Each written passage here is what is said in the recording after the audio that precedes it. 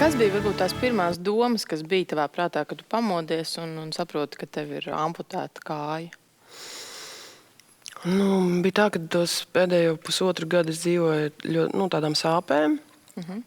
Un to, ka tās ir bijušas lielas sāpes, jo ārsti, kā mēra viņas Zviedrijā, un viņi man jautāja, kādas tabletes lietoju. Es teicu, ka es nekādas nelietoju. Viņi saka, pie tādām sāpēm jau morfijas bija jālieto.